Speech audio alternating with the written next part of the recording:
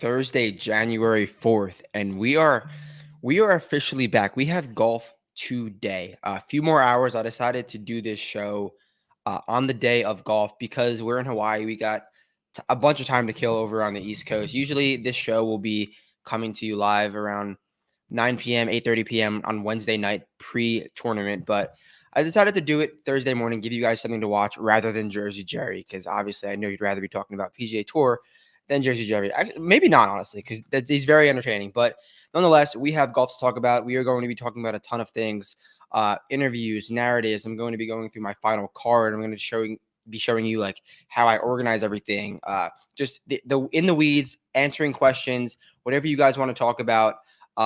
Let's get right into it. So first thing I'm going to talk about is I'm going to talk about a few narratives and interviews, and then players that I think you should target by what they said or don't target by what they said. So let's get right into that. The first guy I'm going to talk about is Nick Taylor. Nick Taylor was very adamant about how this is a President's Cup year, President's Cup being in Canada, and also the Olympics. He was like, this year, all this stuff going on, it's probably the biggest year of my career. And he talked about how last year he got that win, obviously, at the Canadian Open, and it kind of propelled him. He also mixed at the Phoenix Open. It took his game to another level because Nick Taylor has won before in his career, but we all know he's been a fairly middling player, a player that doesn't have a high ceiling game, but it just gave him a lot of confidence. Also, he said he's been here since the 22nd of January. I mean, 22nd of December and has played 9 holes every single day. He said he was the first one here, and he's just been practicing so much just to get himself acclimated with this course and just to get himself super ready to play this golf course and start his season strong. So that made me really like Nick Taylor in DFS, in whatever market you can get him in. I'm going to throw him in a bunch of lineups. I already did last night, but I think I'm really strong on Nick Taylor just by what he said, because he's ready to play. He said he likes the golf course, and he does well in these scoring conditions that are not necessarily minus 30, but easy scoring conditions. Those are Nick Taylor conditions. So based off what he said, he's been playing here since the 22nd, loves the place. I am down with Nick Taylor. Thoughts on Hovland firing his coach from Cameron Kerr? Definitely did not expect to see that, because when Hovland made the move to Joe Mayo, it was the flip he needed, the switch he needed. Figured out how to chip, figured out how to do all those creative around the green shots. I'm not sure when exactly it happened, but if you go look at his strokes gained numbers around the green from the Hero World Challenge at Albany, they were not good. So I don't know if that has any reason for that, or it was just like time off and he started chipping bad. But I don't think it's too much of a poor decision on Hovland's part, because I mean, he learned it already. He learned those techniques. It's not like he's forgot them. Maybe he won't be able to fine tune them as well, but it's not like one guy has all the secrets to golf. I mean, Tiger has had a million different coaches, a million different swings. So I think Hovland will be okay. Even before he had Joe Mayo, his game was world class besides the around the green play. So I think that's just going to continue to come with time, and he will be okay. All right, another interview narrative. I'm going to talk about Mackenzie Hughes real quick. He is only here because obviously Rahm left for live. He bumped into the 50th spot after being 51st, and he got the Sentry. So he had a vacation planned to the Dominican Republic with his family, and had to change it last minute to Hawaii because he was playing in this event. And he could have missed it, but he wanted to play in this event. So he said that he was not playing much golf, was not really prepped, and has his entire extended family plus his immediate family on vacation with him. And it's been a mess to handle everyone while practice golf. So I'm just thinking, he's here on vacation. He's worried about his family being in the right place at the right time, and he hasn't been playing much golf of late. That's either going to do one of two things: free him up and just play lights out golf, or he's going to be super behind the 8 ball. I'm going to go with the latter, and I'm going to fade him in a matchup. That's going to be the first matchup I am going to talk about. Let me just zoom in on this so you guys can see better. So every day I'm going to bet a matchup. This is my golf mecca. Let me see if I can zoom in on this. 125. Here we go. All right. So even more of a zoom. 150. Right here. First round one matchup, Matt Wallace minus 115 over Mackenzie Hughes. I am taking that. I'm gonna do a matchup about to win 250 every single day for just a single round matchup. So I like that for various reasons. Obviously, I said that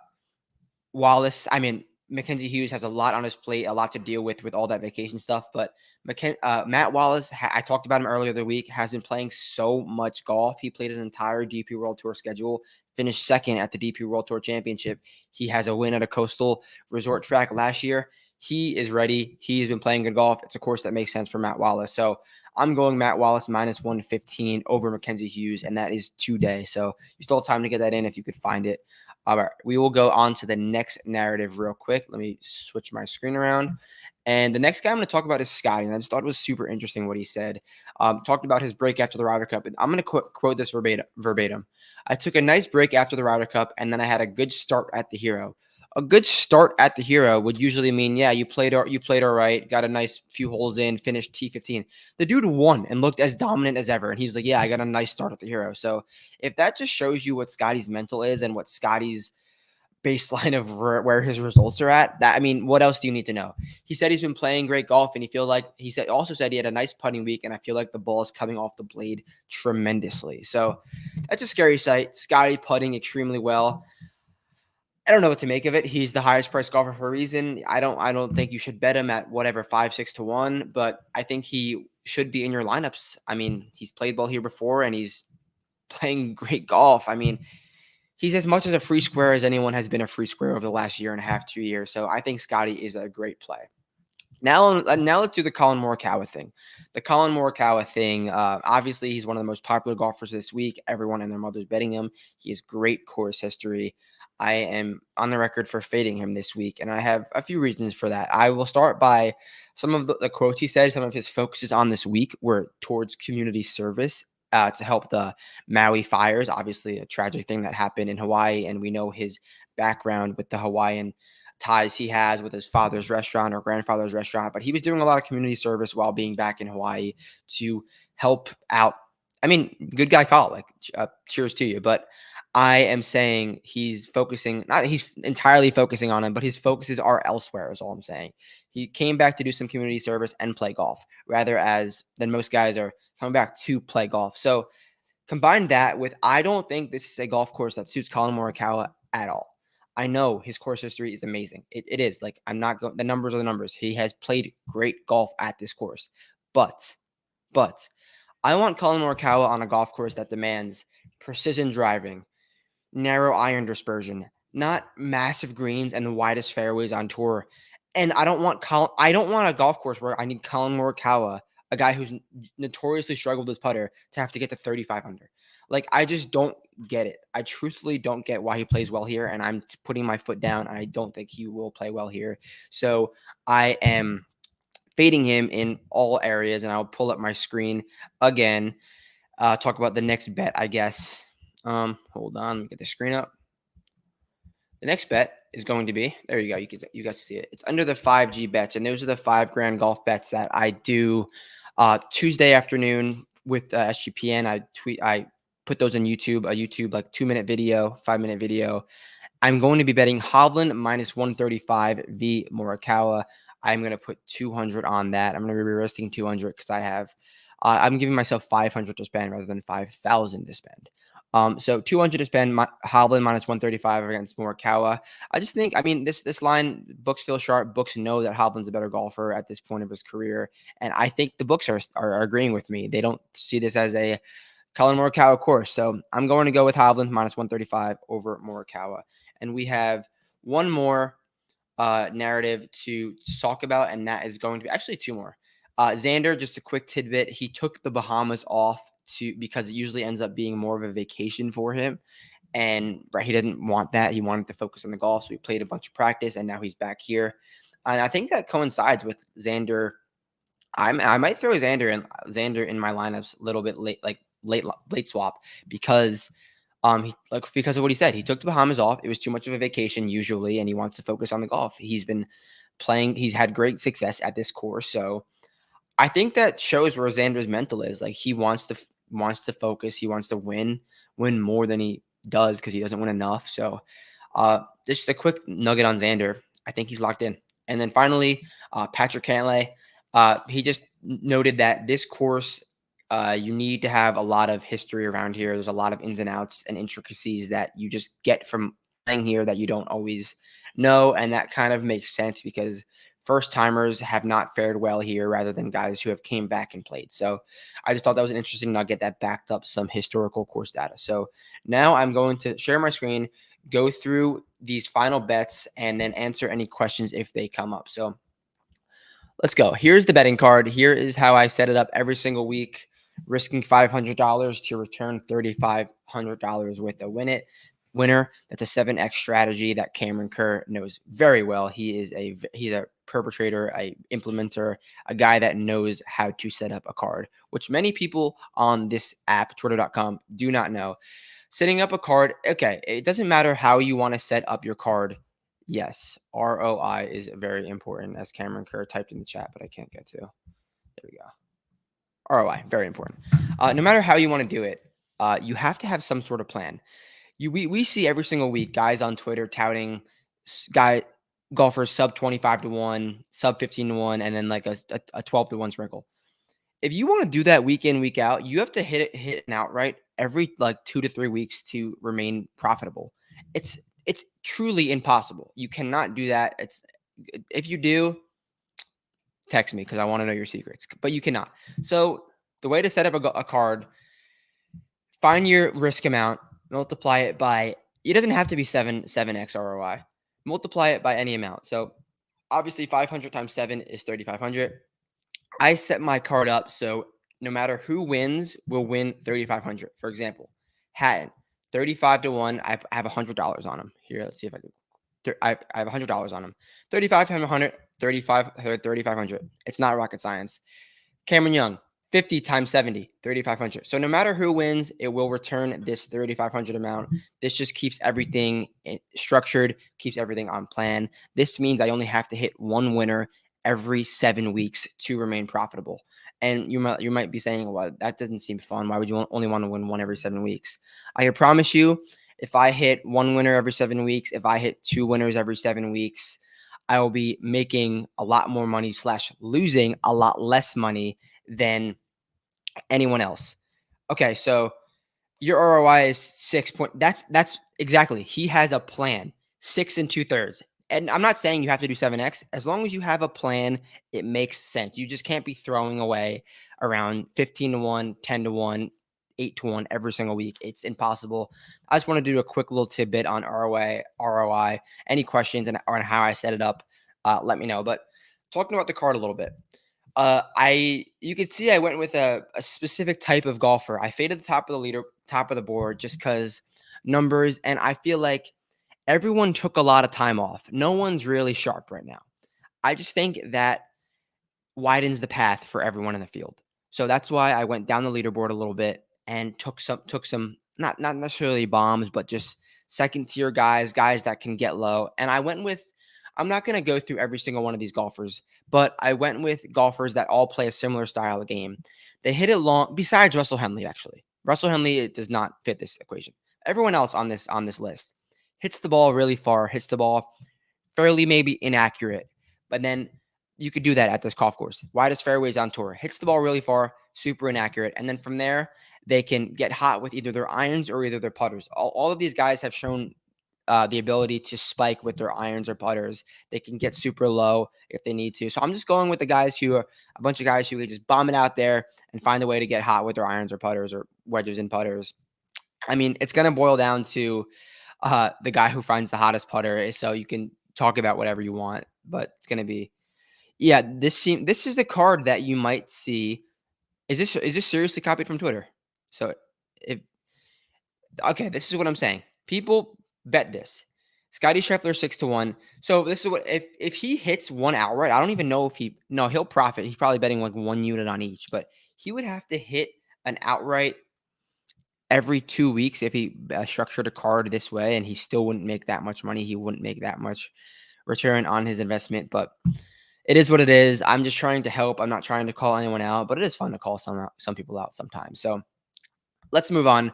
So, and the reason I went with Russell Henley, just a guy who loves first rounds. So I kind of just transferred that to like first start of the season, just gets super hot, and he loves a birdie fest. He can get as hot as anyone with the putter, with the iron. So there's good course history too. But I just like that free bomb it and just get hot narrative. So I went with these looser drivers, 35 to 76, fit a card in, and I actually have. See, 483 is my total risk. I could bet one more guy. So I'm like 7.2x ROI for the police counting. I'm like 7.2 ROI. I was going to bet Grio 200 to get this to the number I'm looking for, but I just don't really think he has a chance. But it is a good number on Grio, who I kind of like this week. All right, I'm gonna run through the 5 grand golf bets again. If you want to go watch the video for more in-depth analysis of this, you can go down there. It's on YouTube, a golf gambling podcast. I already explained this, Hovland. So Cam Davis fits that narrative, a bomber who can get super hot, and he's been playing good golf, played in Australia a little bit. I think he could definitely get inside the top 20, got plus 112. There's definitely better numbers out there. Finau top 5. He's one of my favorite outrights from this list. So basically coincides with that. $50 on that. And then 2 first-round leader, just sprinkles. Cantlay first-round leader, 20 to 1. Russell Henley first-round leader, 37 to 1. Guys that can get hot out the gates. I love Cantlay, so just give me some what's the word? Give me some feel of Cantlay. I don't know what I'm saying right now. I wanted some Cantlay, so that's how I got Cantlay. This isn't North Korea. If you want to bet 3 guys under 20 to 1 for minimal ROI, it is. He is correct by that. So yes, just don't do it. Just don't do it. Any more bets? That should be it. For next, I will be talking about the prize picks and the underdog plays. I'm gonna go with a $100 two-legger every day this year. So Thigala over 5 birdies. Thigala is I explained this on YouTube as well. Go check the YouTube to see it, have a more in-depth analysis. Thigala, very loose golfer, makes a ton of birdies, very volatile, and a ton of bogeys. I think 5 birdies should be the minimum he makes in this field. And Russ Henley under 69.5, a guy who loves first rounds. And at a course where everyone's going to be going super low, 69 should not be too much to ask for from Russell Henley. All right, Colin Morikawa for the prize picks entry. I know I'm talking about fading Colin Morikawa, but over 15.5 greens in regulation should be very straightforward. These are some of the biggest greens on tour, biggest fairways on tour. I would not be surprised if Colin Morikawa hits 17 or 18 greens today. And then Wyndham Clark, a guy that I bet outright. So obviously I like him to go under 69 in round 1. Bomb it out there. Bomb it. You could hit that slice like you did on 18 at the US Open and be fine at this golf course. So he should be able to get under 69 in a golf course like this. Finally, I will talk about my my DFS pool. And there's the contest I'm in. Yeah. So I'm in the 300K driving range and the Mayo, which is probably the best and most affordable DFS pool. My heaviest guys are Matt Wallace and Scotty Scheffler. Now, I might find a way to get Xander Schauffele in here, just kind of looking at ownership. Let me take a look at Xander Schauffele's ownership real quick, see if I want to take a switch. So I'm seeing Scotty come in at around 29%, Xander 25%. So at that point, probably not. I'm just going to keep Scotty because I think Scotty's just better. Okay, let's go back to this screen. So just going to run through the guys. Matt Wallace, I talked about him already, 83. Scheffler, 83. And I like to have different – it's not successful for everyone, but I've found success every single week in this space by betting different guys than I'm playing in DFS and putting different guys in DFS than I'm playing in betting. So it's always like that last guy off your card, like, damn, I should have been on him. So obviously I could find a way to everyone in this field, nearly, not everyone, but I could find a way to a lot of guys. So I just like to bet my guys, play my DFS guys. Usually one of them will win me money. So that's just a way I like to divvy it up. I'm not going to run through all these guys or why I like them, why I don't like them, but that's the DFS pool. I went through the narratives, and that's about it. This is the golf mecca. I can share this if you want it. You guys can have this whenever I update it. You guys can use it. I will, just DM me or in my Discord me. I could send you a link to this because I could share it. Everything I do will be posted on here, and yeah, pretty straightforward. But just wanted to come on here and talk for a little bit about what I do. I'm super excited for this event, and just this show will usually be Wednesday night, but just wanted to do it um, today. Any questions, you know where to find me, and I will be back Friday. Maybe not Friday at night because the golf won't end till really late. Maybe Saturday morning to do the midway update show, but we'll announce that sooner or later. And I will find you guys. I'll talk to you guys soon. So peace out.